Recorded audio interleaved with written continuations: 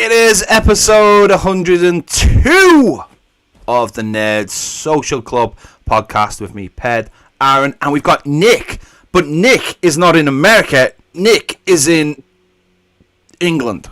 Quarantine. Well, he's in quarantine, yeah. Quarantine. I'm broadcasting from quarantine, this radio-free Yorkshire that's going on today. That sounds like... you sounded like Rain of Fire. Have you seen Rain of Fire? You must have both seen Rain of Fire, surely. Yep. I was actually referencing an REM song. I don't get that because Radio Free Europe, yeah. Yeah, I don't get that because I don't get REM.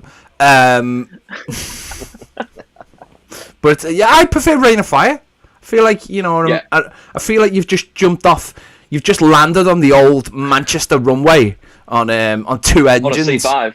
Yeah, on a C5 Galaxy with two engines. And by the way, that actually was the most unbelievable part of that movie because, listen, Fred, which is the surname of the C5 Galaxy, stands for frickin' ridiculous economic disaster. That big boy can barely fly on four engines, much less two. And if you're talking about the fact that it's before the M modifications to the engines, it really couldn't have flown. And you know what? We actually... in the aviation community like to say for the C5, you got to give it up for an aircraft that can kneel down and take it from both ends. Oh, Jesus Christ. Come for the Nerd Chat today for the aviation. Astro has yet again digressed and referred to himself in the third person, so you really don't know what you're going to get today. I just had no idea that we were going to get a scientific input into Rain of Fire. Like, I mean, that's amazing. I'm loving that. I'm loving that. I can honestly say, like, at the rate things have been going, like, there was actually a report published by the Pentagon recently that said that they're like half of unidentified aerial phenomenon. We don't know what they are. And, okay, so you're saying the dragons? Yeah, I'm just saying if dragons, like not saying they're dragons. I'm just saying that, like, with all the mad stuff going on, that's happening. If you told me somebody dug too deep and found a pissed off dragon, I'd go, yeah, that's Tuesday for this week. Yeah, Oh yeah. I was going to say this just sounds like the plot of Tomorrow War. Well, I was just thinking then about Tomorrow War exactly then. Like, yeah, if the plot, which I won't give away the plot, but if the plot of Tomorrow War happened, like not like the bit in the middle, but the bit at the end, if that was like real, I'd go, yeah. I'd expect nothing less. I'd expect not too far fetched. It isn't. Yeah. I don't think anything is far fetched anymore because.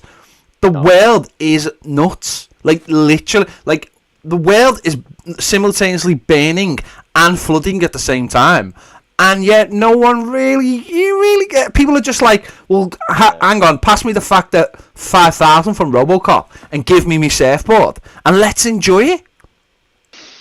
I was going to say, it's to the point where you know you're in trouble when, like, you've got, like, TV show writers coming out and like, yeah, we were going to do this one mad plot, but then it happened in real life, so we figured it was a bit too close. Like, how many times has that happened in the most recent years? And you're like, okay, reality is like getting a bit too close to like what we're imagining as like post-apocalyptic, and you're like, that's not great. All you have to do is watch Handmaid's Tale, and you'd be like, we're teetering here. We're teetering in not a great place. Yeah, it's the point like where like what we're experiencing in like 2021. Like if you would have said it to somebody in like 1985, it's one of those things where like if you'd have told it to a donkey, it'd have kicked you in the head. That's kind of where we're at right now. Love it, Astro. Love it. Enough. Fair enough. I had a lady, one of the neighbors across the garden, told me a story last night about how when she used to go to Pakistan before. What she called the unrest or the unpleasant times. She used to ride a horse, right?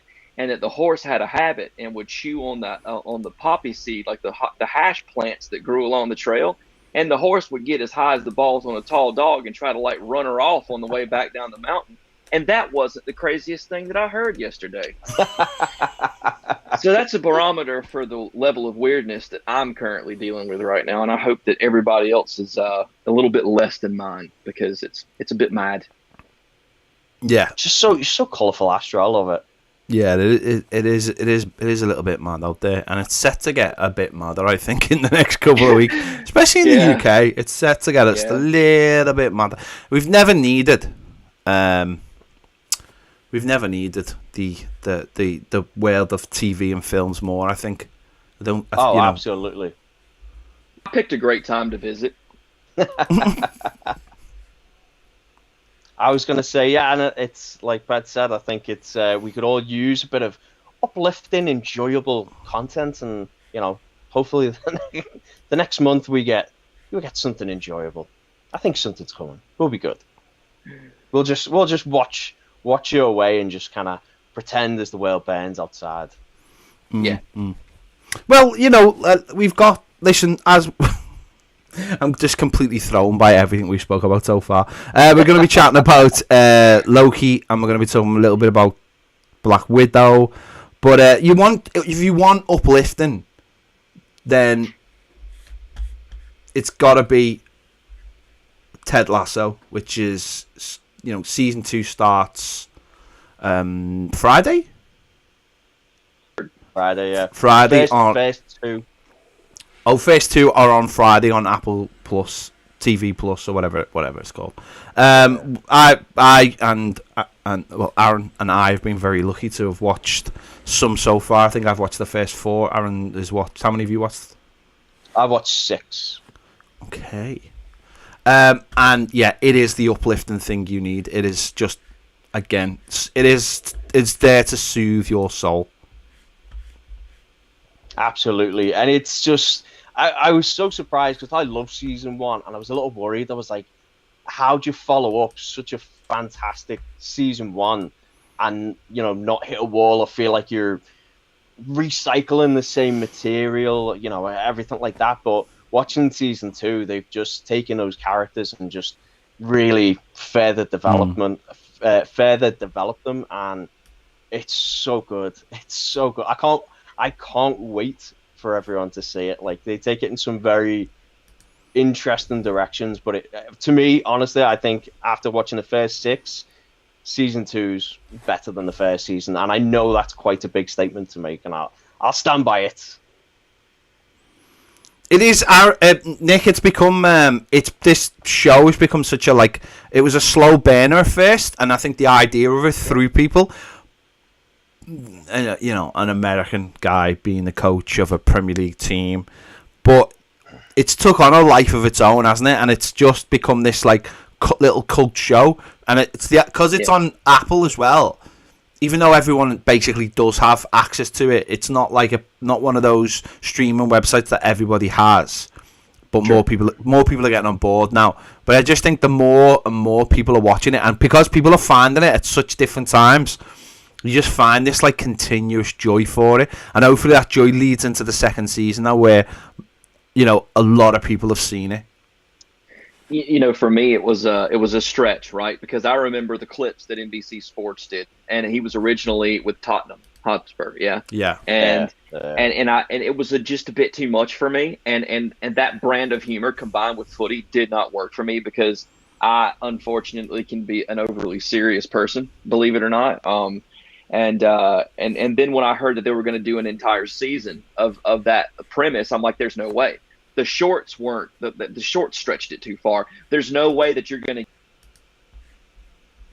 get an entire season of a show. So until late last year, I gave it a hard pass and I didn't watch it, and more fool me for doing that, because once I did watch it, I watched one episode and I was done. I was like, I've got to binge the rest of this right now, and it ended up being so much fun, and it has so much heart. And I think that, especially with the conditions that we've all found ourselves in over the last 18 months, there's never been a more relevant time for content like that.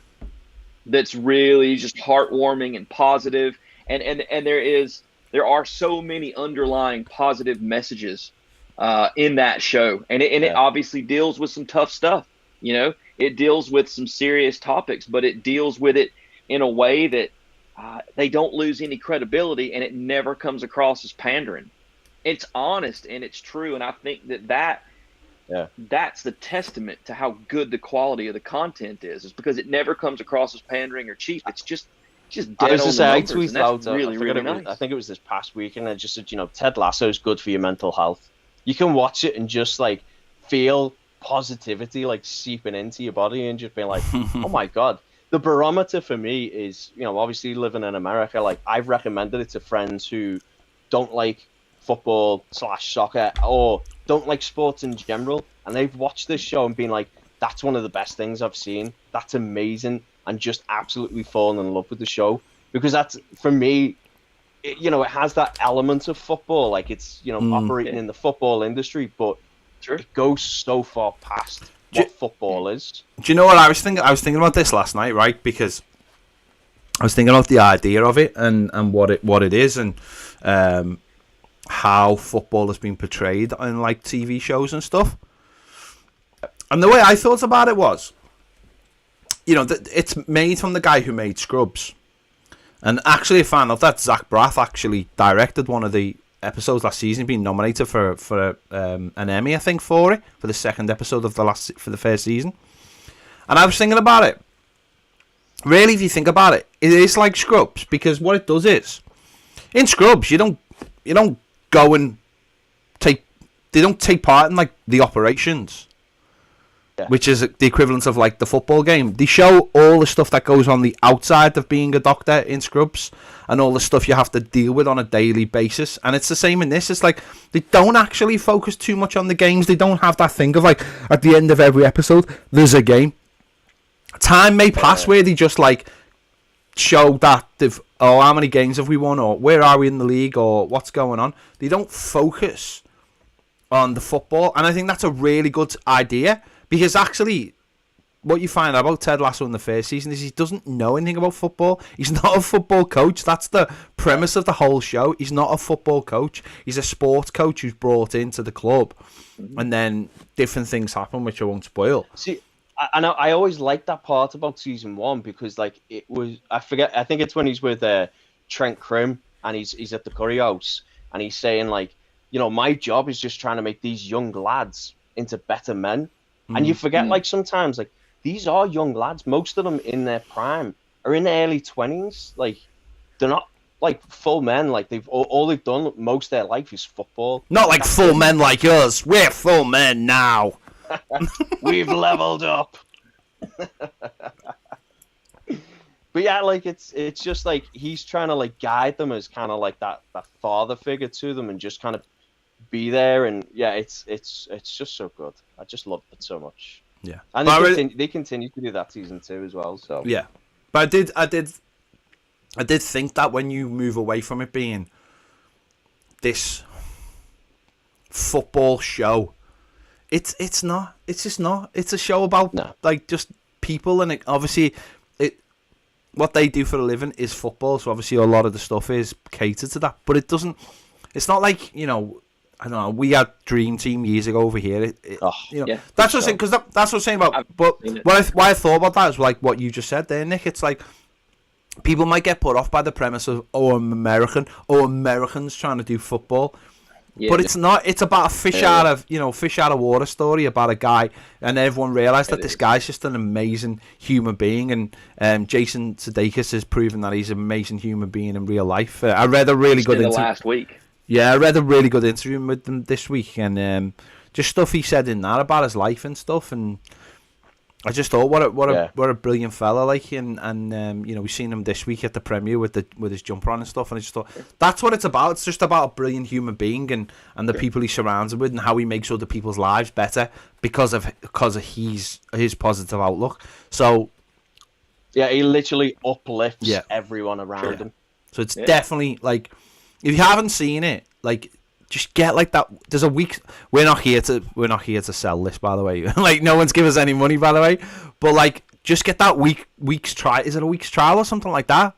Is it a week's trial? There is a week trial. Yeah. I mean, I was gonna say even for the month, it's what, like, I mean, £5 in the UK. It's about $8 in the US. I mean, for a month, there's Ted Lasso, and you can watch All for All Mankind. There's plenty of content you could get for a month and get your Greyhound value. With Tom Hanks. Great film. I mean, you can't beat it with a stick. It's a superb deal, and you guys hit it really perfectly. Mythic Quest. We're proving Ped's point wrong here. We are not like getting paid by. You are selling this, by the way, Pervious. No, I'm apparently a Disney shill because I enjoy Star Wars, but I'm still waiting on that check. and that kickback. Well, yeah, I was gonna say, even if you got it for a month, like the thing about what I found about Apple Plus TV or whatever, I don't even know the name of it properly, but like like I've loved Ted Lasso, Mythic Quest, and For All Mankind, and they are genuinely 3 amazing shows. Like For All Mankind is probably the best show out there at the moment. It really is, and yet nobody's talking about it. Like, it's amazing. It's absolutely amazing, and nobody's talking about it because not that many people have Apple TV. And I'm finding that like we had this chat ages ago about the availability of it. Where I think in the last year I've managed to get it now on my PlayStation, and I think it landed on Android TVs in the last month as well. So I've got it in one of my TVs in the house as well. So it's becoming more available.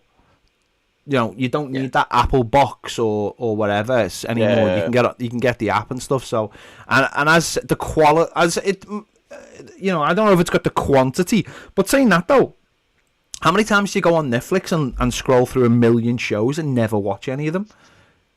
I was going to say the quantity. Like, you just don't know where to go. The direction. Like, there's so much to choose from. I call it analysis paralysis. Yeah. There's too much. Although I would recommend... It's overwhelming. Although I would recommend watching Dogs. In fact, I don't know if you two have watched Dogs before. Because you are not I watched the first episode and I was like, okay. Whew, that's heavy. Okay, well, that's Nick, I think you'll enjoy the second season of Dogs. Because... Well, actually, there's an episode in the first season you might enjoy about it. I'm stereotyping you here, Nick. I really apologise for this. But there's an episode in the first season which is about a guy getting his dog out of Syria. Yeah. Which is to go to Germany. Yeah. Which is incredible. And in the second season, and this is where I think you are going to love this, there's an astronaut who has 2 dogs, and basically he had friends on the was it Discovery, the last shuttle that blew up? Columbia was the last. Columbia, sorry. Yeah, I actually supported the last launch. Well, there's a no, I'm sorry. The last rocket, the one that broke up when it was coming back from space. That's Columbia. Columbia, yeah. Yep. So he had friends on that, and there's a plaque at the top of like a mountain. Yes. And he failed to get up it once, and he wanted to go back, and he was taking his 2 dogs to see if he could get. This guy now goes in schools and stuff. I'll send you. I tweeted him, and he actually tweeted me back, which I thought was cool. So he does this road trip with his 2 dogs, and it's amazing. And then so that's one episode, and then there's another episode, the second episode, which I've watched, and it's about a girl who's in.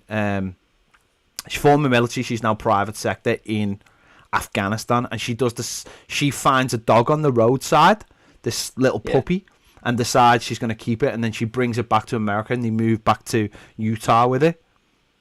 And that's a really fascinating story as well, and it's all centered about on the dogs, but there's a bigger context to it. But so that's a nice show on Netflix that I've watched this week, and if you like your dogs, you'll love it. So, but I just thought you might like those 2 stories. So that's definitely in my wheelhouse. I have to admit, like when you said, the guy tweeted you back, right? I in the limited interactions I actually have had with working with astronauts, I have to say that like.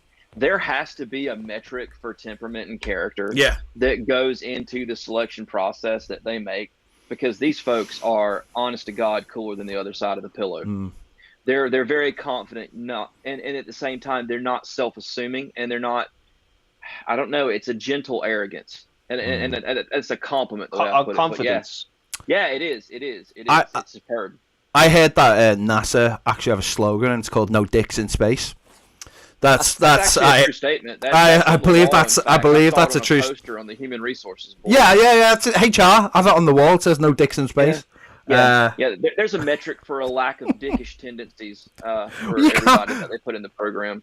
Yeah, it'd be a problem if you were a dick in space, wouldn't it? You know what I mean? Like, listen, it's a dick if you're. It's a problem if you're a dick on like a small crew. Of an airplane. You know what I mean? Like those kind of personality problems. can cause massive like.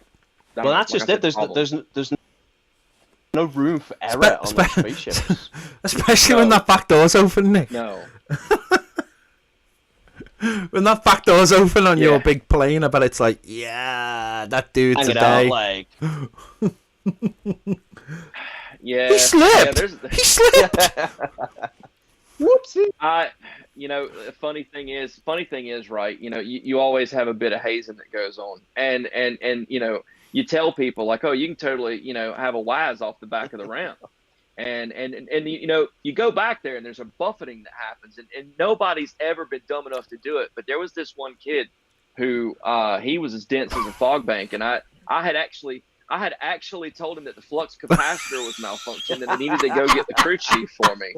And he actually walked up to the crew chief and said, hey, Astro needs he says the flux capacitor is malfunctioning, and he says, well, hang on, why don't you go down to the tool bench and see if they've got any, and they sent him on a wild goose chase.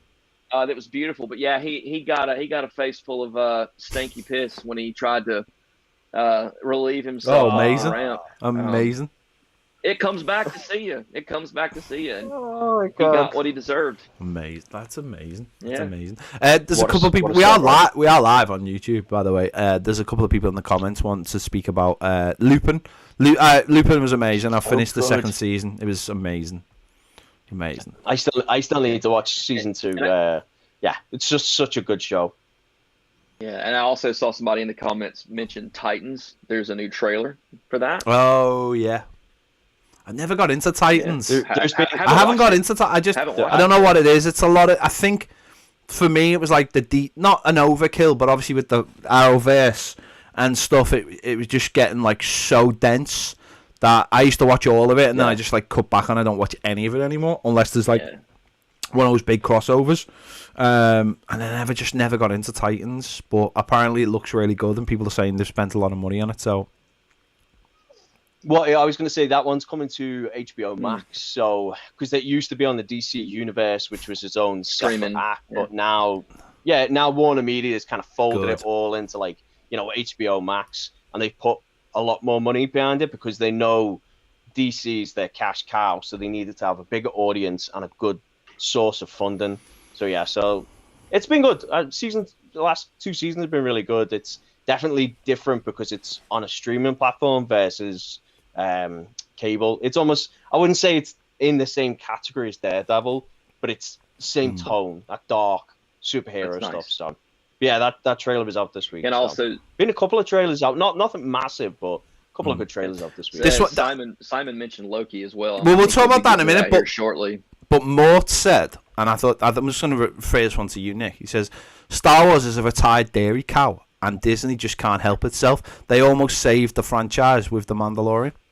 Listen, I have to be honest about something, right? Like, I had to have a reckoning when it comes to my opinion of Star Wars, okay? Because I remember going into the theater in 2005 to see Revenge of the Sith, and I had not enjoyed the prequel trilogy to the extent that I had hoped I would.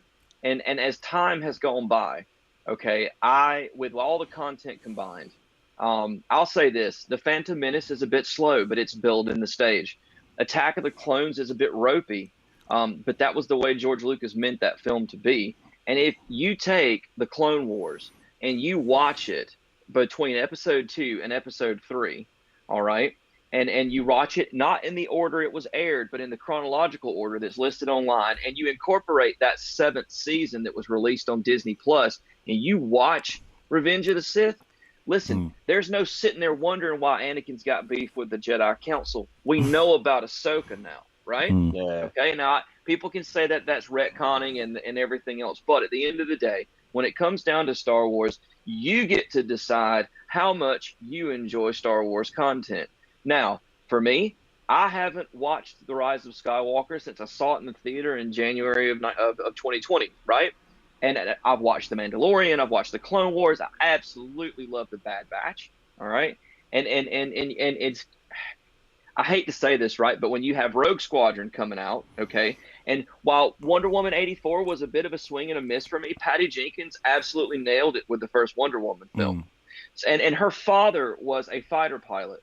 Okay, so she has been intimately familiar with.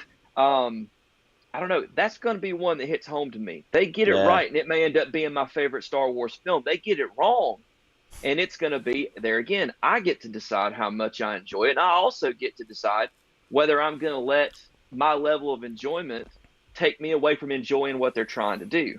I'm wicked excited about The Mandalorian. Cassian Andor looks outstanding, and I think it's great. And I also see Mortz has just said, do you not feel political correctness in this new wave of forced social equality has taken away from the storyline, the quality, and the genuine lore throughout? Listen, I'm going to be really blunt and very clear about this, right? Social equality is not, it should not be forced. It should happen naturally, all right? But you guys all know, we all know that, and I'm not trying to get political here, but it's not. It doesn't naturally occur, all right? There's a reason why the United States will never live up to the ideals that are written on the Constitution, that all men are created equal, okay? Because we haven't done that yet, all right? If there's anything that makes our country worth a shit, it's because we try. And the majority of us do try. But we drag a dead weight behind us of people who are small-minded and don't want to change. Dickheads, all right, we're gonna have to force it, all right, and you know, people can call Rey a Mary Sue. I love Rey as a character. I love how she went from obscurity on Jakku to being the most important cog in the machine at the end of the series. All right, she wasn't a Mary Sue. Was her path different than Luke's? Yes, and not everybody's path will be the same. Okay, like I said, we get to decide how much we want to enjoy these things. And there may be bits that I don't like. Maybe it's story. Maybe it's the action. Maybe it's the temperament of characters. I have to leverage that between how much I want to enjoy it and how much I want to have a cob on for a specific thing. I know a lot of people had a problem with Captain Marvel, all right? And I got to tell you, while it's not my favorite Marvel film because of some story, it's kind of clunky at times, but my God, I love that film, right? There's a lot of things that I do enjoy about it. And people said it was the whole forced equality and everything. I don't. No, you only see that if you want to see it. I know it. I know that. Yeah, you see what you want to see. What you want to see, and you're looking when you're looking for a boogeyman, you're going to find one. Okay, but I go into it looking for something uplifting. I go into it looking for something that's going to take me out of the mire that I am in right now and put me in a different place. I want adventure. I want imagination. And I want to be excited. And that's why Star Wars hit the way it did, because the United States of America was coming out of Vietnam. They were getting over Watergate. It was a nasty, nasty time, okay? And this took people away. It was fantasy. It was adventure. And if we're going to keep these properties that we talk about, whether it's Marvel, whether it's Star Wars, whatever the hell it is, if we're going to keep these things magical and pure, keep that away from it. Yeah. You're going to see what you're looking for.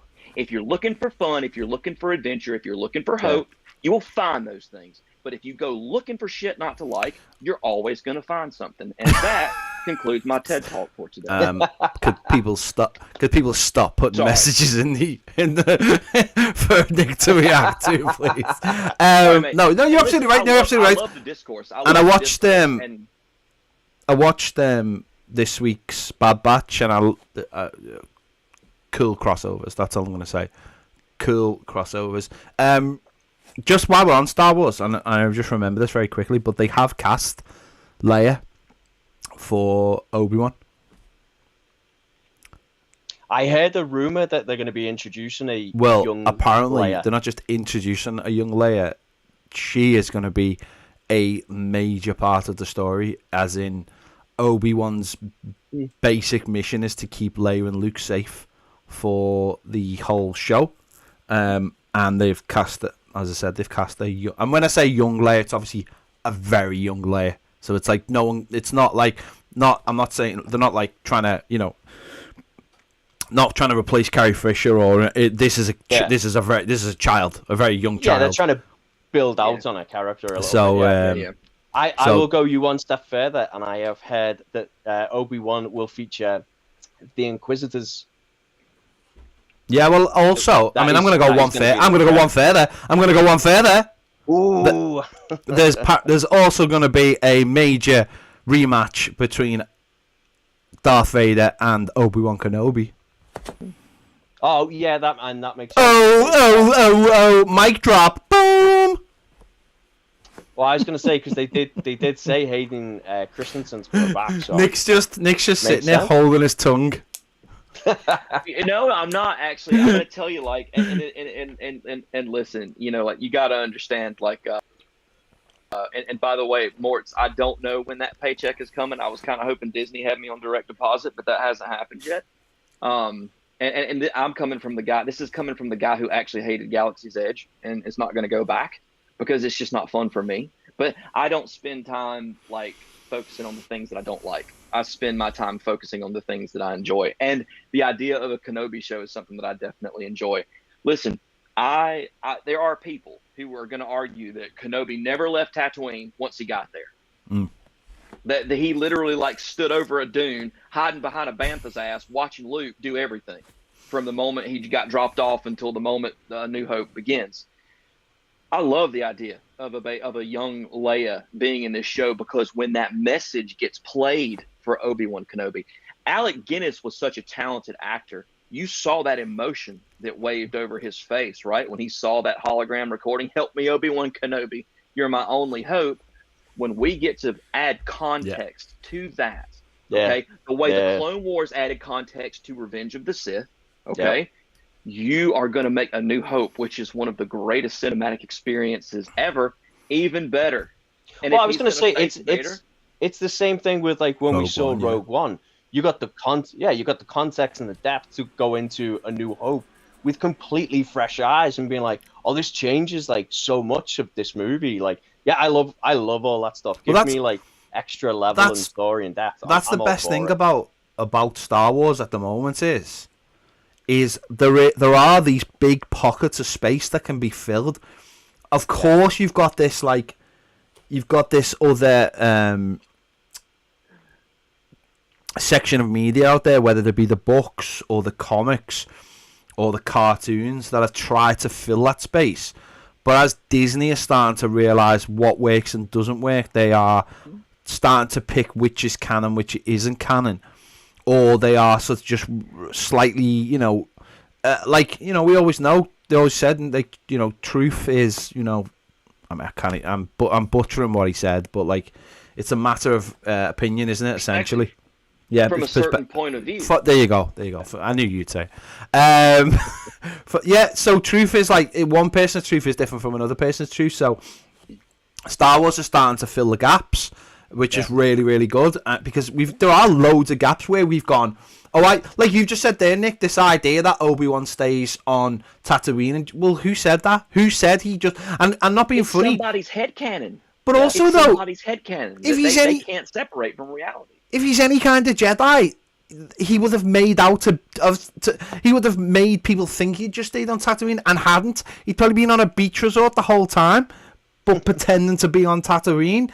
Like, you know what I mean? The guy was quite good at his job, apart from, getting people murdered and stuff that was supposed to be in charge of him. But, apart from that, he was quite good at being a Jedi, so there's lots of room to expand into. That's what Disney Plus has done really well so far with The Mandalorian, and obviously with finishing off the Clone Wars and what the Bad Batch is setting out to do. It's going into that and saying, because let's be honest, fans of shows love nothing more than when there's crossovers, and we're seeing that at the moment in the Bad Batch. In the last two episodes, there's a crossover featuring people from Rebels and featuring people from the Bad Batch, and it's just like, yes, this is what we want.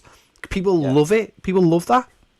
Like, also, I'm going to drop my little nugget for Kenobi. Tamura Morrison looks like he's going to be playing an Imperial commander in Kenobi. So that could be Cody. There we go again. We got a character from the Clone Wars we've never seen in live action making his appearance there. That would be boss, given Tamura Morrison comes back and just keeps playing like random clones. I'm down for that. I love that. I mean, and you know what, right? It's perfect because he's aged. You know what I mean? It just it all works. Yeah. And I was gonna say, in the past 2 weeks, did you guys see that we did get a Star Wars trailer for? I think it was called Star Wars Visions, and it looks like an animated anthology series. Yeah. Anime. They plucked anime directors and studios from all over Japan, and they're telling all these different Star Wars universe stories with that anime type perspective. And there's also going to be a book that's released called Ronin. And it's going to be about, it basically flips the script and it's like the Sith are protecting like the Republic. If I only just saw Star Wars Ronin and I combined like a Jedi mindset, and obviously Lucas took influence from the Seven Samurai as he crafted the Jedi when he created the films.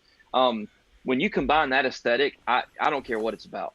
I'm going to watch it. I'm going to read it. So I've already got the book pre-ordered. And wait a minute, Mort. If I'm going to get my full stipend from Disney this week, I have to show this.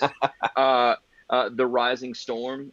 Kevin Scott has done that, and that if you're missing out on the High Republic content, the comics are boss. The books are great. It's a whole lot of fun, and it's telling us a Star Wars story that we've never seen before. We need sound effects in the background. Should be like ka-ching. I want the little dollar signs to pop up on my screen every time I do that because Daddy's got to get paid. There you go. There you go. Yeah. All in good fun, Mort. It's all in good fun. Star Wars, man. I don't even. Someone asks a question, and that's what happens. We just go deep. You can have that on my list. No, I'd say sometimes those are the best ones. Nobody had a hash-eating horse on their list either, and that shit happened earlier. So. There you go. Sorry. There you go. Sorry. There you go. You know, love it. You know, there you go. Nick's in the UK, and he's gone mad. Let's talk about Black Widow. Obviously, it got released last weekend. It's done really well. Done very, very well. Done major numbers in cinemas, and it's done really, really well on Disney Plus as well. Which is great because I know you haven't seen it, Nick, and we're not going to spoil it for anyone. But that's great because number one, as a character, you know, Black Widow deserves to have a good movie, and the movie is good. It is a good, real solid, 7 out of 10 movie. I'd say people will probably say it's got its flaws in different areas, but it's a really good, solid MCU film and honors the character with a good standalone film that never really worries about anyone else in the MCU. It doesn't. Yeah, it's a true standalone. Yeah, it never relies on anybody else to come in and save the day. It's her film, but it's really good that it has done well at the McPartland, and and people have gone out to see it, watched it at home as well, which is interesting because that's going to be interesting to see whether Disney or any other studio moving forward looks at that model and thinks that's sustainable. People will stay at home now rather than go out. We'll have to wait and see, but I really enjoyed it and I'm really glad it's doing well because I just think it deserves to do well. Yeah, absolutely. It's one of those films I think that has a lot of people will claim like it's hit the market late. It has. I mean, she deserved the movie long ago. Like so many other characters got. But I think what they've done well is they've added a story that fits in the MCU timeline and connects into other films. It's really cleverly done how they've got linkage to some of those other plot points and stories. So although it's late, it fits into everything so nicely. And like you said, it's a solid movie. You get Bourne Identity feels. Yeah, definitely. The action's good, the fighting's good. Yeah. But it still feels like a Marvel film. So it's just a good, entertaining film. I think 7 out of 10 is a good score for it. What's interesting is I actually seen criticism of the CGI of somebody who'd watched it at home, and then the same person came back and said, "Oh, it's not like that in the cinema. The CGI doesn't look like that in the cinema," which I thought was quite interesting. Like, I don't know whether it was just because different version. I don't know if it was a different version or it was because I don't know. It needed a big screen maybe to pull it out. I don't know. Do you know what I mean? It needs that big feel. Maybe when you've got TV and it's right in front of you, you can. I don't know. You can see the blemishes. I don't know. But I thought that was quite interesting. But yeah, I didn't mind the timeline thing. I didn't mind that at all. I didn't mind that it's been made now. I know a lot of people like saying, "Oh, it deserves to be made then." But for me, if it'd been made at another time, we wouldn't have got Florence Pugh out of it, and she is the absolute standout person in it. Like I steals every scene she's in. She's phenomenal. Yeah, I first saw her in the film about Paige, the wrestler. She was playing Paige in the. It's got Nick Frost in as well. Yeah. It's about Paige, the wrestler, who people may have seen from other videos. But she's really good in that because she's like an English girl, and she was playing someone from like Norfolk, and she's really funny in it, and she had scenes with The Rock in it as well. So obviously that was like her first big film because it was like The Rock had this Fighting with My Family. Yeah, Fighting with My Family. So she's really good in that, but in this she was really good, and I think everyone can see that she's going to take that role forward. Yeah, absolutely. Like I love that like dynamic that she has with Natasha. Like they're just like arguing sisters like constantly throughout, but like in a playful, family, familiar way. And then you've got you add David Harbour into the mix and Rachel Weisz, and that's what I kind of thought Black Widow did a good job of. They just expand on the backstory of Natasha. They build out her world that we hadn't really been previously introduced to, and kind of give us just a bit more context to that. But what they've also done, which is clever, is given origin narratives to these characters. So while we're not going to see Natasha Romanoff moving forward, we will see Yelena Belova, we will see the Red Guardian, we will see the Iron Maiden. Like all of those characters will have the ability to come back into the MCU, which I believe it was confirmed that David Harbour and Rachel Weisz have signed contracts to do future movies, which is cool. It's nice. So when are you going to see it, Nick? It. Yes. Been a bit busy, pal. Been a bit busy. It's on the list. It's on the to-do list. You can watch it at home. Yeah. Saturday movie night tonight. Well, and if you get it on Disney Plus, then I can watch it again. Are you still using the account? No, I'm not. I can't use your Disney account because it doesn't have it. This is a legal grey area. I used to use Nick's Disney Plus account when it wasn't sound effect for money going away. So when Disney Plus wasn't available in the UK, I was using Nick's account to get it in the UK. Yeah. Because I had to, because The Mandalorian was on. But so let's be fair, most of the UK probably was doing something similar. Yes, but when Star came, our version of Hulu, you had to change the age restrictions on it to 18 to get all the extra content. Right. And we had a discussion about this. I was like, well, I'm not seeing all these shows, blah blah blah. And when I went into your account to change it, your account, because it's an American account, doesn't have those age restrictions on. So even though Star was available on it, I couldn't get all the adult content, top shelf.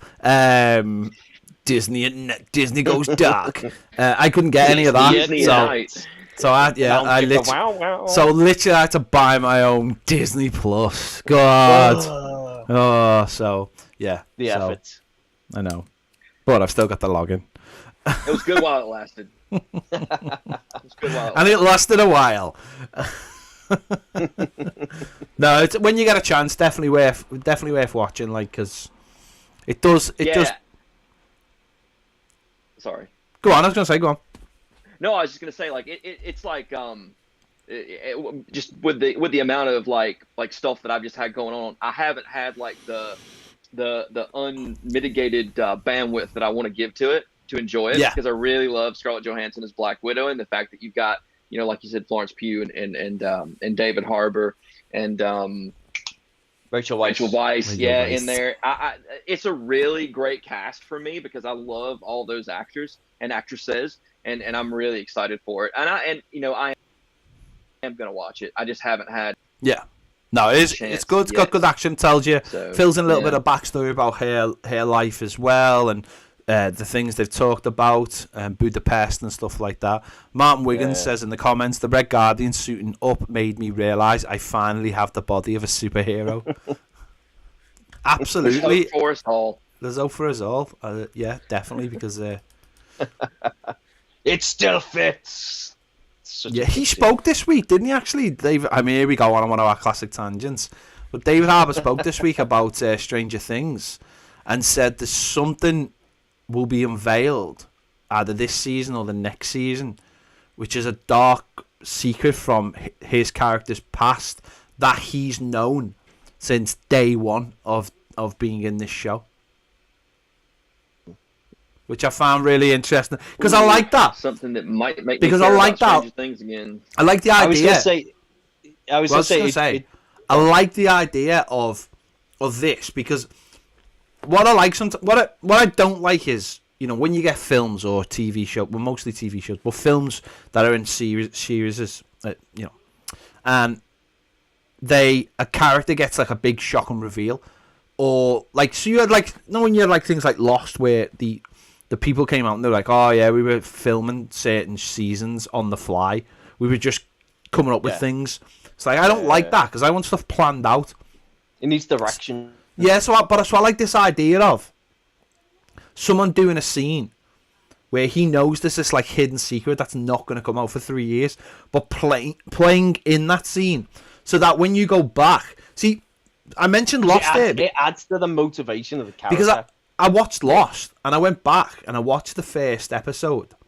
I remember, and I remember watching the scene with Jack when he's in the first episode, and when you find out what happens in Lost, and you find out there's this like secret entity who wants to like dominate and like basically kill people and take over them.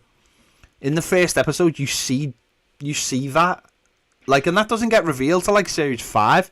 But you see that's what happened in Lost. I've never watched. Yeah, that's what happened in Lost. So something in the first episode is trying to kill Jack, but when you're watching it, you don't realise that it's like part of this thing that won't get revealed till series 5. And I like the idea that David Harbour's been keeping this secret, but playing off that, but no one will notice till that secret gets revealed. And I think I love stuff like that in films and in TV, because it just fleshes it out so that you have to go back and rewatch it and then go, oh yeah, it's not, oh, that's dead obvious, but I can see the extra motivation. And so I think that's really interesting. That just gives that little extra layer to Stranger Things, that he's got a dark secret. I'm so ready for Stranger Things, because I think it was just this week they released like an 8-minute video, and I think it was like this past week it was like 5 years to the day. Yeah. It's Stranger Things, like season 1 first came out. So I think we're all ready. I think they're running into some filming obstacles because they've gone international with some of their locations and stuff like that. So some of the schedules are a little tight. I don't want to know anything. Aussie Dylan in the comments on our Patreon. Well, not your Patreon, my Patreon. You ain't getting any of that sweet money. He said he's just reacted to Space Jam: A New Legacy on my channel, on his channel, Aussie Dylan's got a channel on YouTube. It is amazing. Put aside if you do not like LeBron, it is amazing. Is it amazing? I have no, like, that is definitely a film I am happy to watch when it comes on, like, whatever streaming site it comes on. HBO Max. Yeah, it's on HBO in America, isn't it? It might come here. Yeah. I don't know, on Sky or something. But like, honestly, it's not LeBron James put me off seeing that. But I have heard, though, that Rick and Morty are in that film. I heard something similar just yesterday, that Rick and Morty were in it. I saw some screen grabs of some. There was like some really uncomfortable scenes in it though as well. Like not even like scenes, just people in the background. Like they were like Nazi Germany from like some sort of famous movie, but I couldn't quite check out where it's from. I was like, why? Yeah, we brought in the space Nazi aliens from American Werewolf in London. You know, because they are, you know, the canon. It's Warner Brothers. Let's just throw everything in there. I will actually be watching that film tonight. So we watched the original Space Jam last night with the kids because they've been begging us to watch the sequel, and we're like, all right, if you want to watch the sequel that bad, we've got to watch the first one so you have context. Yeah. And then we'll watch the new one. So, I mean, hey, at the end of the day, I mean, that's the generation this movie is aimed at, right? Like, it's reintroducing Warner Brothers to a new generation of fans. So, like, if they like it, I mean, I'll take that as a win. I've never seen the original Space Jam.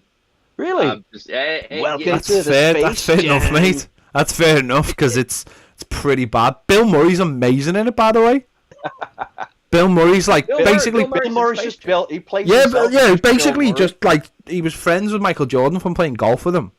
And basically just said, "Give me a part in it," and he rolled up one day and got a part in it. Have you seen the Michael Jordan documentary on Netflix? About the Last Dance. That's outstanding. Well, you must have seen the stuff surrounding it then in that way. Basically, he gets put up in Hollywood and he just plays like these pickup games against all the greatest basketball players of all time. While Space Jam is filming. While filming Space Jam. And it's just like... missed that bit. Did you not see it? No! I missed it. There's an episode where it's like a whole episode on Space Jam. Listen, I do miss things from time to time, but I will tell you this. I went to an Atlanta Braves Chicago Cubs game, and I'm thinking this is 2016. I look to my left, and I'm trying to figure out why there's a line of people, and it's Bill Murray. That guy sat there between innings and signed autographs for every single person that walked up, and he came out like the area to go into he was in like a VIP. And the area right behind home plate, he walked right past me, and I stood up and I just yelled, "Dr. Venkman!" And he just put his hands up and started doing this right here. The dude's literally he's cooler than the other side of the pillow, man. Well, we seen the picture of him this week, didn't we, in Cannes? And there's no way with members of the film, or the other actors of the film he was making, and the other actors turned up in like the best, suits money can buy from probably French designers and Italian designers. He's there in a pair of shorts and like a shirt. Looks like he ran through a jumble sale backwards and got dressed. I was gonna say, did you cotton on to the one thing? Like on his wrist, he's got a watch on both wrists. Like he's at Cannes and he's got a watch on both wrists. There's Murray time, and then there's everybody. Yeah, he's serious about time. Hammer time in real time. Yeah.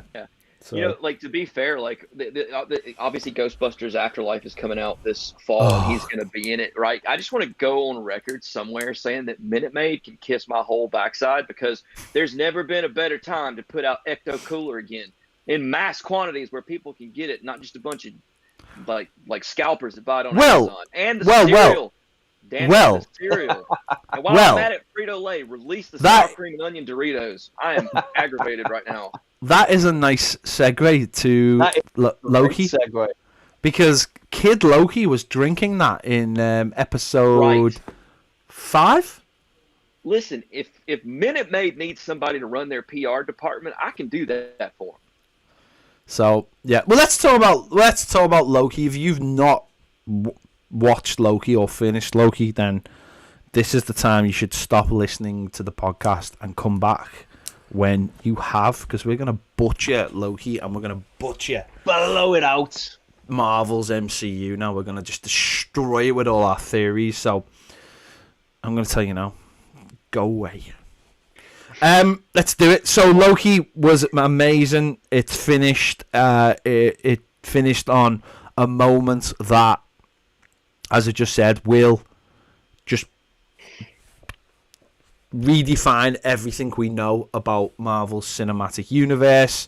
We saw that at the beginning of this episode of how it reimagined, or how it showed the timeline, and how it was stepped out of one timeline into another timeline, which is something I never really caught at the time. But when you think about, when you watch that beginning again, it is the MC. It's almost saying, well, actually, everything that's happening in Loki is not even in your timeline; it's in this other timeline anyway. Yeah.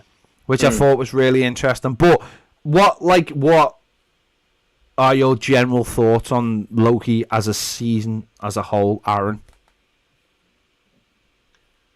Utterly phenomenal. I tried to temper my expectations after watching WandaVision and thinking, this might be a bit more self-contained. It's not going to be that big. I don't want to get ahead of myself, knowing the directions that they could take this. But ultimately, once we got the finale, I was just blown away. I just could not believe that they put such a major event and such a major storyline on a Disney Plus show. I mean, everything in the movies now is going to be affected by this show, and it really legitimizes everything they're doing. Like, it's kind of one of those things.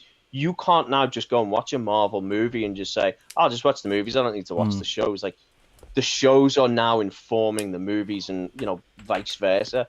But it's such a good. So Tom Hiddleston, man, from because you think about the timeline for Tom Hiddleston, like for his version of Loki, he's gone from the very first Avengers movie. He's come out to that where he's tried to be an authoritarian dictator and wants to rule over Earth, and that whole arc he goes on to where he's like, I care about people. Like he's been under the rule of the TVA, and he's like just wants people to be happy and be good. Oh man, it's such a character arc. Like, it's so good, and some of the actors they pulled in, just fantastic. I mean, I know we'll talk about like the finale episode in a bit more detail, but yeah, it's by far the best Marvel Disney show. Yes. There you go. I mean, Azza hit the nail on the head. I mean, being able to see, like, it's a true variant of the Loki that we know. You know what I mean? Because we saw, the Sacred Timeline's Loki's existence end in the grip of, Neck and Thanos' grip, has changed. This condensed it and made it much more compact. And for this show to have introduced such a massive villain that I think is going to have a huge impact moving forward on the Marvel Cinematic multiverse.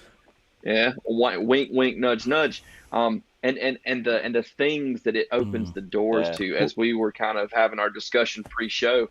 I mean, it's literally, like I've said before, you're opening up the whole bloody playground. And now you've got so many different avenues to introduce many different things. We even got the exposition of just like the general introduction to, there is a multiverse out there, but there are also variants of other things going on. Like, it's huge. It introduced so much. Let's take a step back before we jump in. I'll tell you what. Well, I'll tell you one thing I was worried about.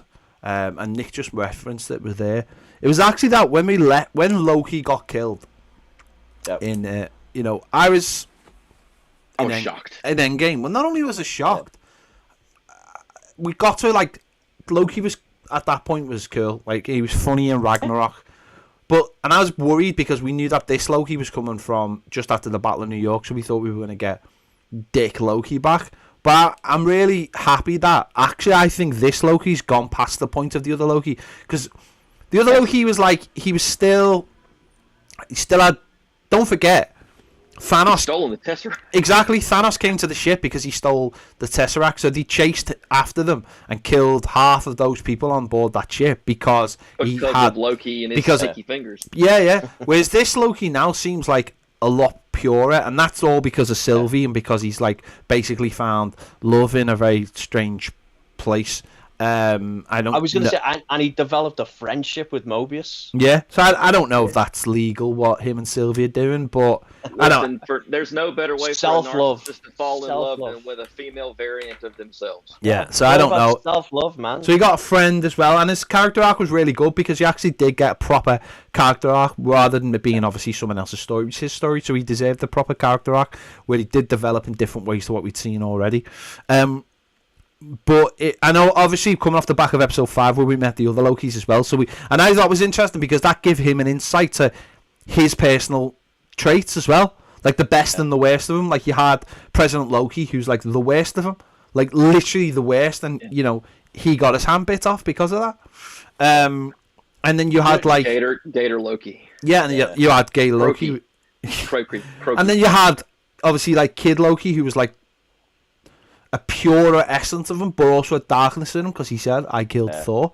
But you could see that there was good in him. He was like trying to repent. And then you had the old-fashioned Loki, who who'd gone through his own journey and learned that actually he was like a purer of soul, like, you know what I mean, like his soul was like pure now, and that's how he was when he said about the magic, like, you know, wisdom. And he said, like, you know, the magic is more important than the sword. So you have all these different variations of Loki, right? And because of the events they've experienced along the way, okay, they're all going to reach an end point where we see Loki fighting to save Thor in Endgame. And then we see this obviously shortened yet farther along arc that we see our Loki and our variant Loki in the series.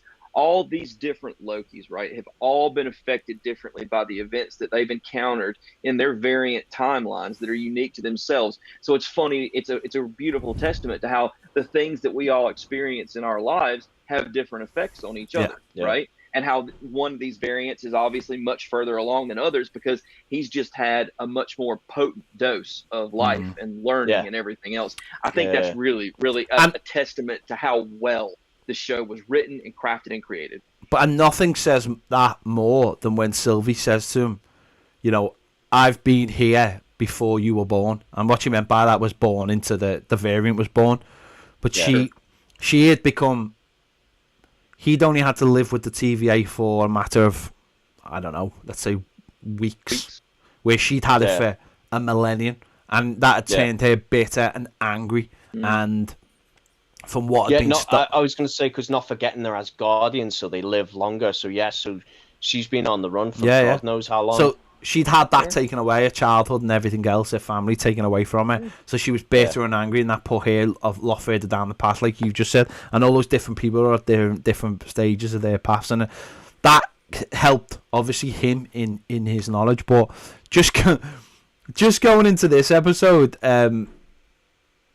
like. Miss Minutes is just it's the villain that none of us thought we needed, but is just like when Miss Minutes appeared in the Citadel, Jesus Christ.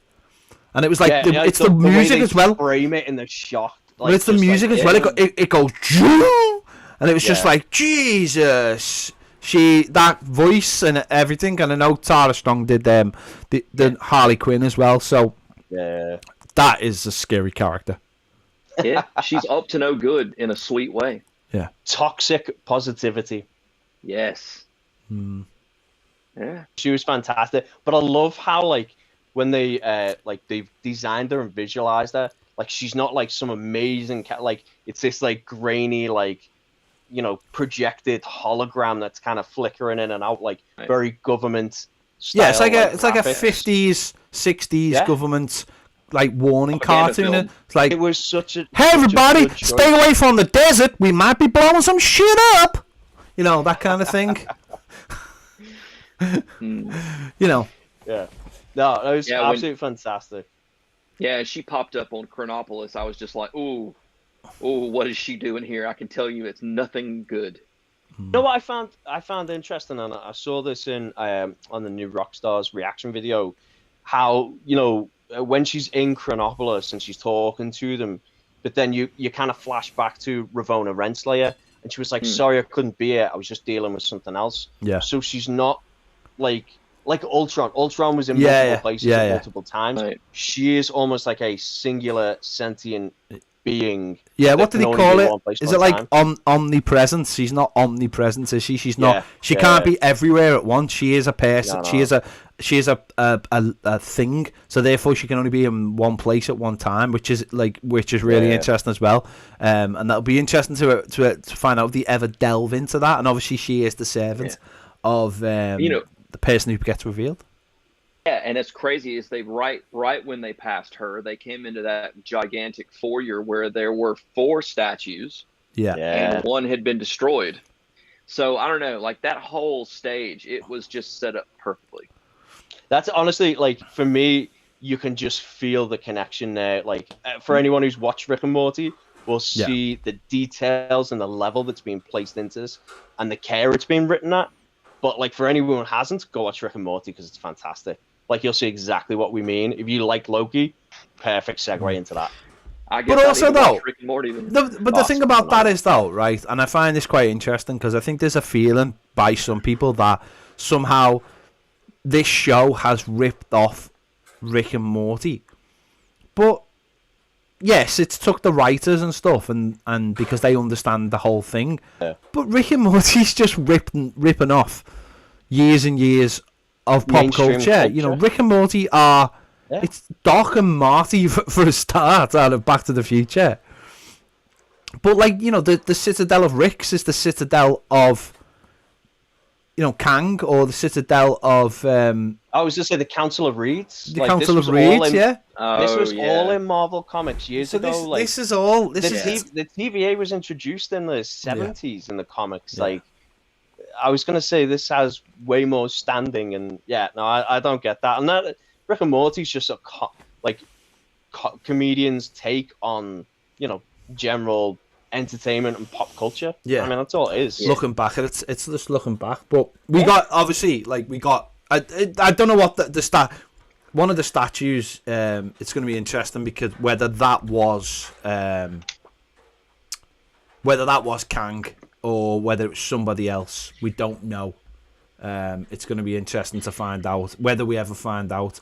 Obviously, Marvel have this habit of, and it's a great habit of, just dropping loads of Easter eggs in and never really explaining them, because it's more just an idea of, well, they're there, and if you want to figure them out and you get the right answer, cool. If you don't, you don't. I don't know if we'll ever find that out. But we cut straight to the chase, and we went straight there, and straight away, you know, we got introduced to Jonathan Majors' character, who so good. He was called He Who Remains. We know he's playing Kang. So straight away, we know what's going on straight away. Anyone who's aware of who he's playing knew straight away. And I just thought that was very brave to just be like, boom, we're straight in. It's the last episode. We're talking about it. This is the way it is, and we're going on with it. Well, I was going to say, it was very kind of like Wizard of Oz. The whole thing in the TVA was kind of like, you know, going to the Emerald City and trying to find the man behind the curtain. But like that just visualization of the, you know, elevator doors, like opening up and like, ta-da! Because again, it being announced, you know, Ped, you and I had watched it with a group of people at the Disney shareholder events where it said Jonathan Majors was going to be Kang the Conqueror. So like getting Jonathan Majors there was like, I flipped. I was watching it at, you know, stupid o'clock in the morning, just like, my God, there's balls to just. They've done it. They've really done it. But yeah, fantastic. I mean, they could have ended the show there, and it would have just been like, oh my God, but. You mentioned Wizard of Oz, but it went from being Wizard of Oz to Willy Wonka, didn't it, as well? Yeah, very much so. Because obviously it went from. Go ahead, sorry. Well, I was going to say Loki and Sylvie were basically offered the keys to the kingdom, weren't they? Because he was like, I'm getting old. Because obviously he was playing He Who Remains, or a version of He Who Remains. So it was like, you know, I'm older than I look, I'm tighter than I look, and basically I can't be arsed doing this anymore, so you two do it, because you two obviously have got something that can keep this place together and keeping it all going. But it was just the more he spoke, and the more you started to understand how this was all going to unravel.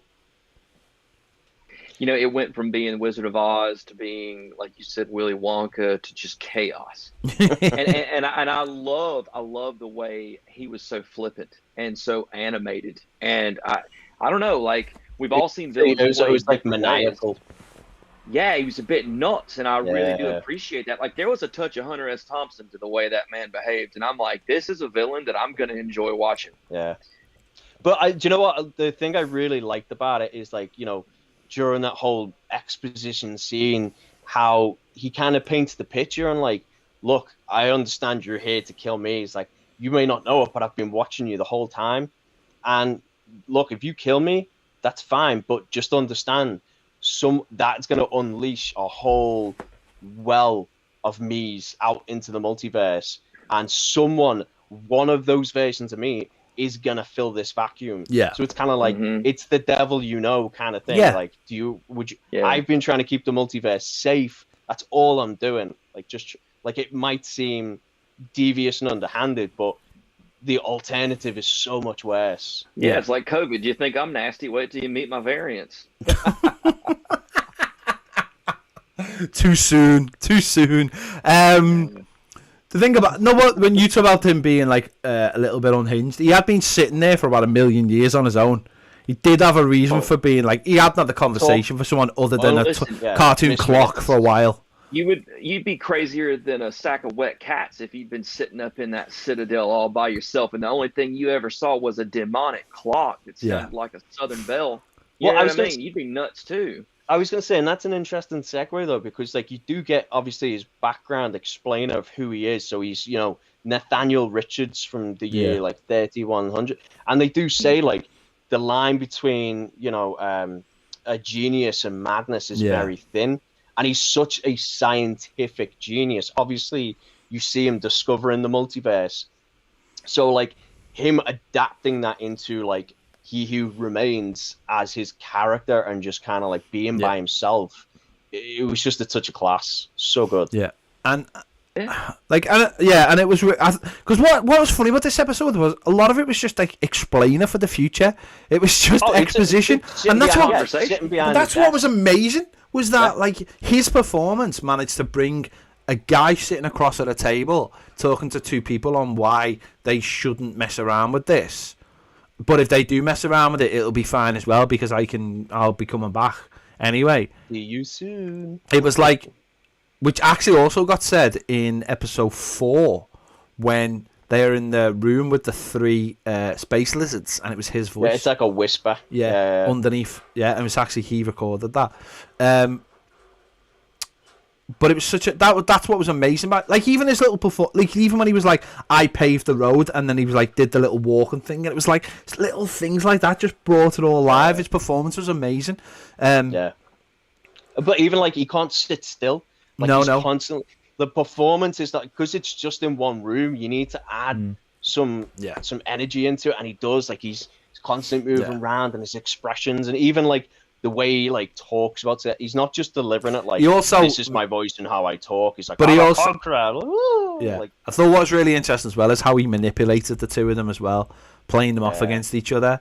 Like he was like he wanted them to keep the status quo, but then it was like it was basically he knew that they couldn't come to a mutual decision because they were so different. So it meant that it had to be one way or the other, and that one way would come via Sylvie doing something or Loki doing something. So you had to play them off against each other, knowing that it was that they were going to make the decision. One of them was going to make the decision. Obviously, it was going to be it was Sylvie in the end because Loki had weakness and she was his weakness, which I thought was really interesting. That again shows where Loki is now. He has weakness, which means he is more human than he likes to make out. But I think he's actually aware of that as well. Because love is a knife pad. No, but dagger. But that's good though because it shows that he's not human, but he's becoming more of an all-round character and not just becoming. Yeah. He's not just. He has empathy. Yeah, which is good. She hasn't found that yet, and maybe I don't know whether she will find that. I don't know, but I just thought it was really, really interesting, and I think more that's come out of this episode is just the general excitement of what happens next. You know. What is the because obviously there was a moment where he said we've gone past the threshold now. I don't know what goes on now, and you started and that sound as well at the that crackling point when he's talking. Cracking. It sounded kind of like thunder, but to me it almost sounded like ice. You know, like when ice starts to crack and it like you just plunge in, like, and it just had this really interesting auditory kind of effect. Yeah, I suppose to me it was like because they were surrounded by that ring of time, basically. Yeah. It was like it was just pure energy, wasn't it, coming off it when the event started. Like the timeline was cracking. Yeah, when it was crackling, separating, and it couldn't be stopped then. And obviously we've seen Sylvie. She puts the knife through him, and as you just said before, he gives her the little wink and says, "See you soon." But well, look, and then after that, obviously, we've seen Loki go back to the TVA. It wasn't his TVA. It was another TVA. Yeah. It had Kang in it. But this is where, before we address where it's going to go, that was really interesting because obviously Kang was the ruler there. Now, I've watched a couple of different videos. You mentioned there, you watched New Rockstars, I did as well, and I watched Emergency Awesome, and they're like the two go-tos for anyone who wants to like really get into this stuff. Both of those videos had separate ideas of what happened, because I can't remember which one was which, but one of them had this idea that basically there's a TVA for every reality, and then the other one had the idea that actually there's only one TVA, but because the multiverse had been changed, Kang had won the war, so he'd always been in charge of the TVA. So I'm a little bit unsure of what that actually meant. I'm not 100% sure, because yes, there could be a TVA in every way, because there's almost this idea that time, that stream of time that he was looking after is our time. It's the MCU, goes round, but then there's another ring with someone else's time in it, and then there's another ring, and there's another ring, and every ring is the same, and it has a TVA, and it has all the same people and all the same things, just that things are different.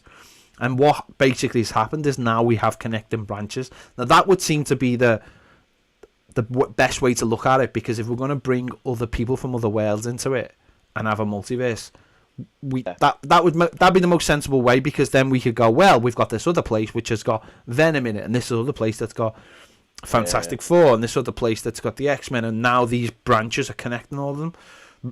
If they ever get remerged, you can have all those people in the same timeline. Exactly. Yeah. Well, but this idea of having and also this idea that Kang is now in control of the one TVA, again, that goes against the rules of time travel specified in Endgame. It's not Back to the Future rules. Every decision that changes the timeline creates a multiverse. So does that mean that this TVA is just Kang's TVA from Kang's time? Or a different one? Yeah, I think it's a different one, to be honest. I think he got sent to like a parallel, TVA. See, my understanding of it was that you've got the one central time, because it's just one timeline going around in a circle. He's obviously in the center of it, like that visualization. But once everything starts to diverge, then you've got, like, for each branch, because, before it's just a circle, it's uniform. But once those branches start going off, they could form their own separate. Okay. So then you have Kang going into other points. So that's where they're split. Yeah, I'm none the wiser.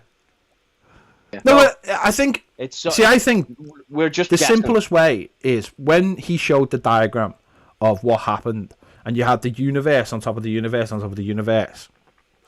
The way I looked at it was each one of those universes was a separate place, but each one of them would have its own TVA, and each one of them would be ruled by a different Kang, because Kang is in every single different place.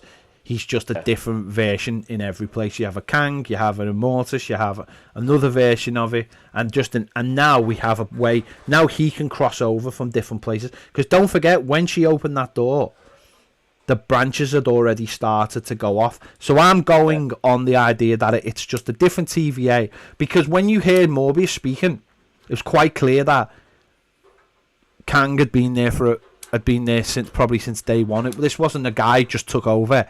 This was a guy who'd been there for a while. So, and I was going to say, you think about it, a statue was built. Like, for a statue to have been built, it had to have been there for like, the construction of it takes time to be built.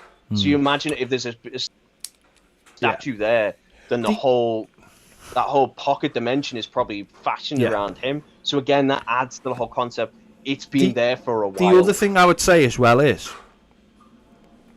I'll just jump in with their comment in the comments. Mathew Ashes, I'm really surprised that Disney MCU have leaned so heavily into the multiverse, given that they've built such a wide group of fans. Is extremely nerdy concept, not complaining, just interesting. I think what they've been doing, Matthew, is they've been laying the groundwork for so long that I think people, it's like everything else in the MCU, they lay the ground for so long that people just get used to the different elements that go into it. It's like anything else. It's like if you were to learn your job right now and you didn't know anything about it, and you were given it all in one go, you couldn't learn it. But if you were to learn it bit by bit over years, you're going to learn it, aren't you? That's literally what school is, isn't it, if you think about it? And that's what the MCU have done. They've literally just put the work in over years and give us little new bits every time. Oh, there's space. Yeah, there's space. Oh, look, there's space. Oh, now we've got the Guardians of the Galaxy in space. Blah blah blah. And little tiny bits all the time. Say Thanos 2012, and then you're constantly getting like fed little bits of information until he becomes a threat, and then you're like, oh well, that's Thanos. We know that because of these prior films. But this is something I think people have also got to remember. This again, this is going to sound really, really nerdy. This multiverse war did not happen till it doesn't happen till what, the year 3000 or something. Yeah, like 30, for Nathaniel Richards, 30 or something. Yeah. So basically, that means that the current timeline isn't actually affected unless someone time travels into it. So it's not like it's not suddenly opened the door, or it shouldn't have opened the door straight away. But I think this is what we're going to see. There's going to be different elements that we're going to physically... It's not like if Loki went back to our time now, he would see it was just a complete mess, I imagine. So when people go, well, how's this going to affect the Eternals? How's this going to affect Shang-Chi? How's this going to affect Hawkeye?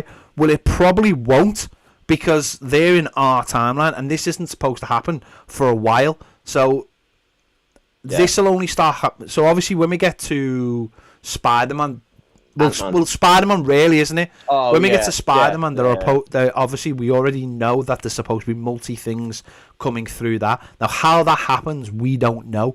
But that would be up to Kang or a version of Kang to start messing about with the time. But as we are right now, nothing will change in the MCU, if that makes sense. Oh, yeah, because it's already happened. You can't change what's happened. So that makes sense. I completely agree. So you made sense. So nothing should change. It's not like you're just gonna. It's not like someone is just gonna. It's not like. It's not literally not like the end of Endgame when there's a snap and loads of different people from different universes are just going to suddenly fall into the MCU. It's not going to be like that. Again, this is going to be something that I don't think we're going to feel the effects of it straight away. It's going to be drip fed into the MCU over the next like 18 months. And when we get to Multiverse of Madness and Quantumanium, Ant-Man Quantumanium, that's when we're going to start seeing the full effects, because Kang is only one version of the character. Like there's multiples. There's variants. There's variants. So it's going to be, again, this isn't just going to be something that it's like straight off the bat, like Mathew said there, we're going to be drip fed the multiverse over the next 18 months. Now, I don't know what that looks like in Spider-Man, because this is the next point. Is like, and Nick alluded to before, this is such an amazing opportunity now, and this is probably why this opportunity was created. Like Mathew says there, this was created because it gives Marvel the opportunity now to have, obviously, as they had the Spider-Man problem. They have a separate Spider-Man universe, and they have Spider-Man. How are they going to deal with that? This gives them the opportunity to deal with that. We've seen this week the Deadpool trailer for well, it's not even for Deadpool, is it? It's for Free Guy, and it's got Deadpool in it, and it's so you can bring Deadpool into the world, then you can bring X-Men into the world, you can bring Fantastic Four into the world. When people are like, how are they going to do that? Exactly, and that's you don't even have to do it like, you can bring them in from different points in time, because we were having one discussion in Discord this week over Magneto. So obviously his origin story is so staunchly tied to the Holocaust. Like, you could bring him in somehow through the multiverse and get him at a point where he's in his mid-30s or 40s, where exactly, you could bring a Fassbender and just displace him from that time into our time. Again, how they do that specifically, who knows, but you have that ability to do that now with you so well, without having to mess with his origins, and just kind of have him introduced into the main timeline.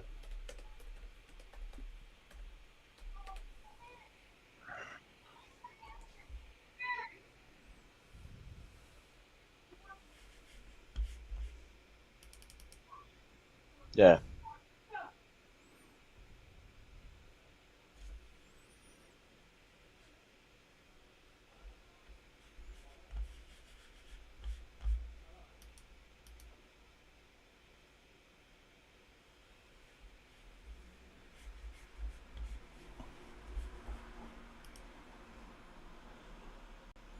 that is going to be even bigger than the Infinity War saga or I think I would be feeling it right now. Asher, hold on, but I think we froze. I'm watching the live stuff. No, I'm just trying to make sure that people can still hear you. If people can still hear you, that's fine. Yeah, I mean that's as long as people can hear you. Okay, yeah. Can you hear? No. So I mean, yeah. Go on, continue what you were saying. Go on. No, I was just saying, there has to be a great deal of pressure on these folks to get it right, because now they got the whole Crayola 64, and they want to color the Mona Lisa with that. You know what I mean? Because it's going to be, it's like, to use an American sports analogy, it's bottom of the ninth. Bases are loaded, full count, and you got to hit the grand slam to win. And I think. Well, I was going to say, and this kind of brings us kind of the next topic. This past week, we had a trailer for What If, and I think that's a really interesting choice, because at first we were just like, oh, this is just a cool animated Marvel thing of just showing like, hey, let's just imagine reimagine the MCU if certain other things had happened. What would that look like? But now, off the back of Loki, that placement of that, you're kind of looking at that like, oh, this has suddenly become really, really interesting now, because it almost looks as though, even though this is a variant universe, it could still actually be canon without having to physically go back and film everything. So you've got these animated stories instead, where you can kind of say, here's just a sneak peek into what the multiverse is. Throw the door open. Yeah. Is expanded through the time. Exactly. Yeah. So it's suddenly become really interesting as far as that What If series. I feel like it's elevated from, oh, this is interesting, to, oh, I can't wait to watch.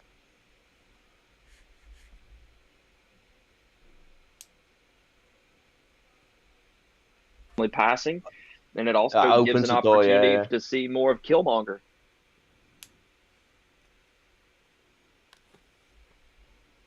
Be Jordan in Black Panther 2, not just What If.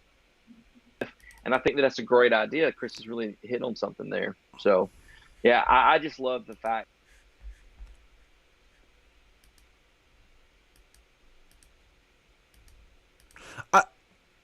I hope, though, one thing that I hope is, you're absolutely right to what you're saying there about being able to do things with, certainly with Black Panther and things like that.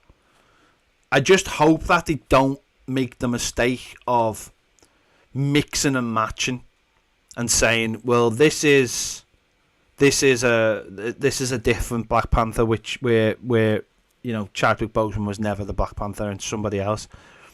What If is a great opportunity to show you. And hopefully it is canon. Hopefully it's not. It's more than just a What If series. I really hope. Yeah. Almost hope that it's a show that has been given this What If title just to throw us off that this multiverse was coming. So I'm really hoping that they use it as a way of experimenting and showing you what could have happened. But then I hope none of that then leads into any of Marvel films, because there has to always be that continuity in the MCU films. So that the general audience, I think this was hinted at before, the general audience has got to be able to know what's going on.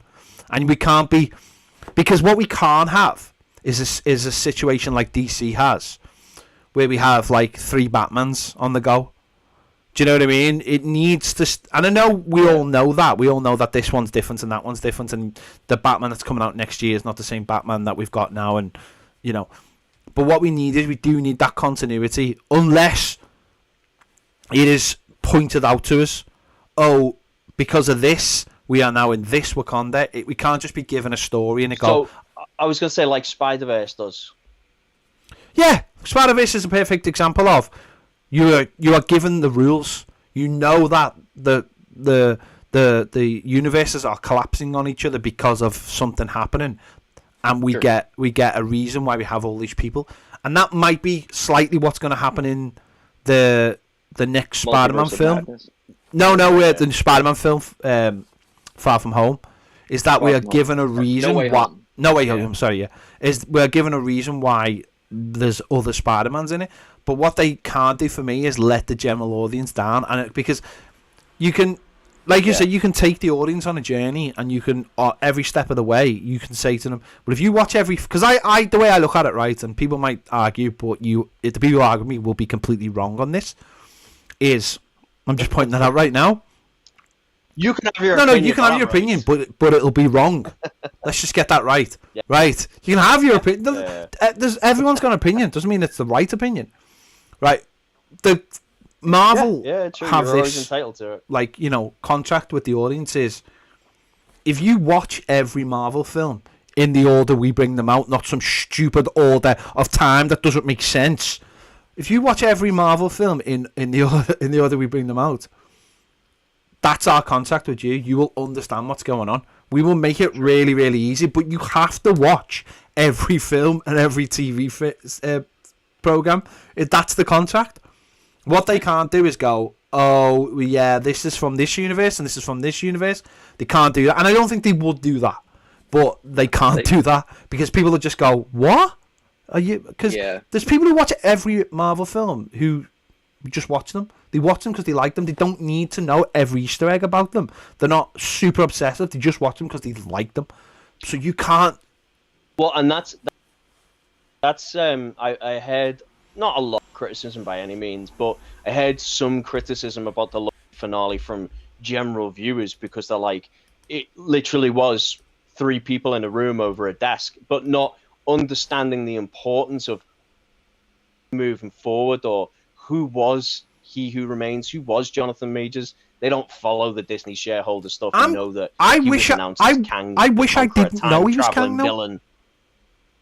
Do you know what I mean? I actually have to admit my understanding and knowledge of Kang is very, very basic. And in the past, I always tried to chase down more detail and more information.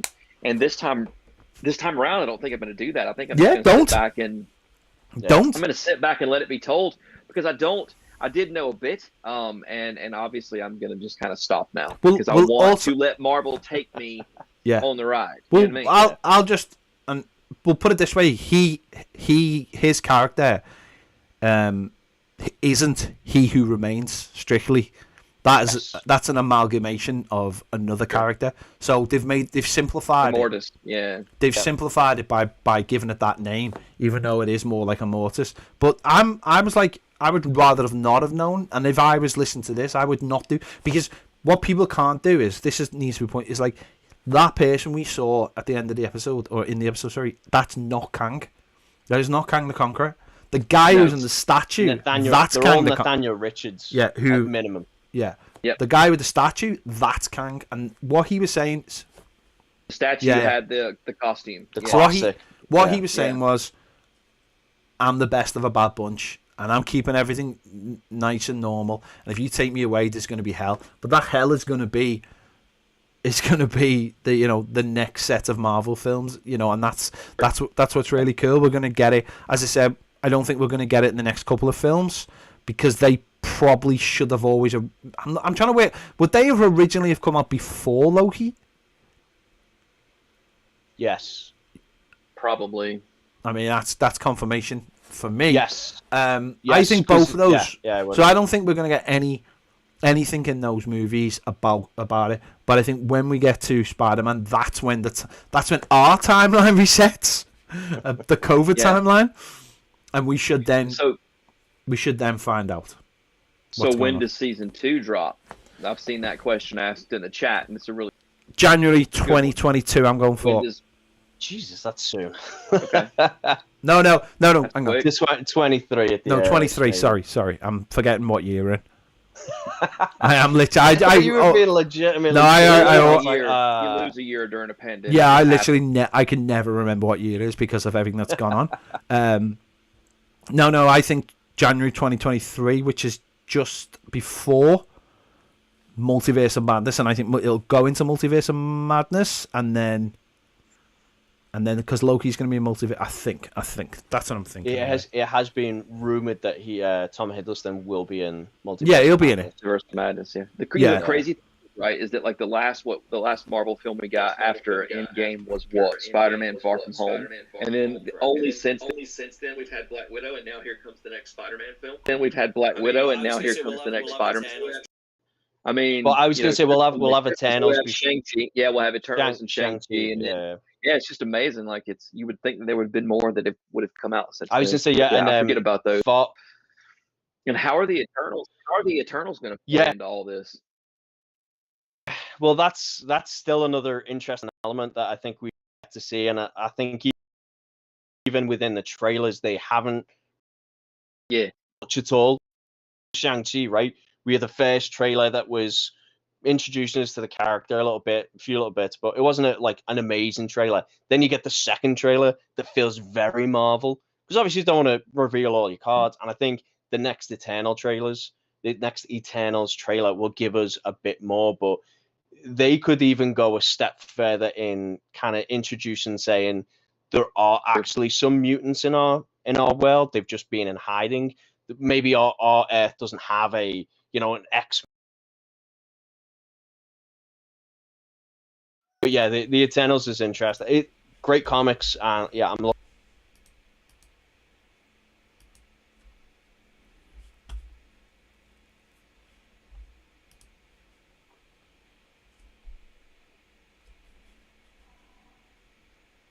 You don't really have that long to wait. We're in July already, so all we have to do is get to the end of the year, and we're going to see the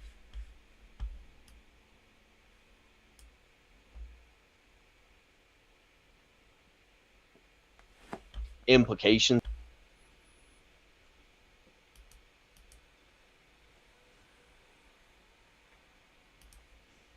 For the first time ever,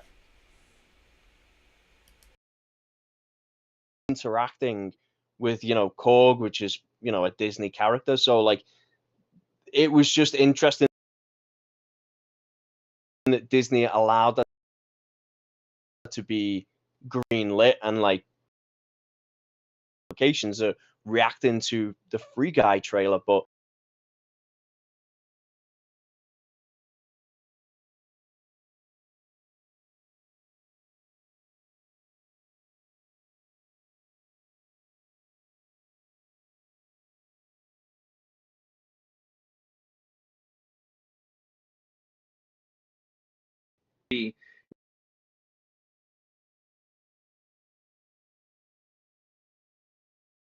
is after Loki and the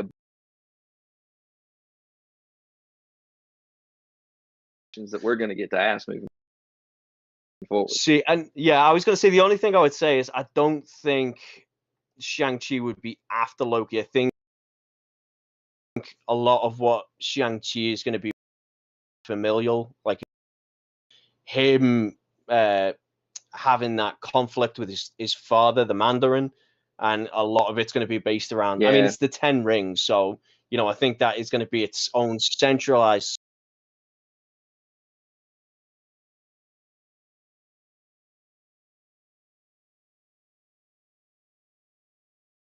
story. I mean, as far as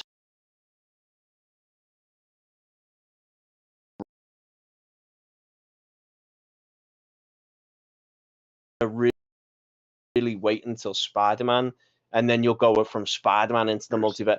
Then they'll have a direct theme there.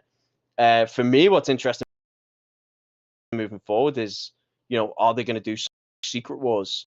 The next big event? Is that the direction moving forward? So, obviously we had Infinity War, and based on the Infinity Gauntlet comic series, are we now moving towards a Secret Wars style event over the next, maybe 10 years? Maybe, I don't know if that's going to be the length of it. Kick off the Infinity Saga in 2008 with Iron Man, and it culminates in 2019. So that took 11 years.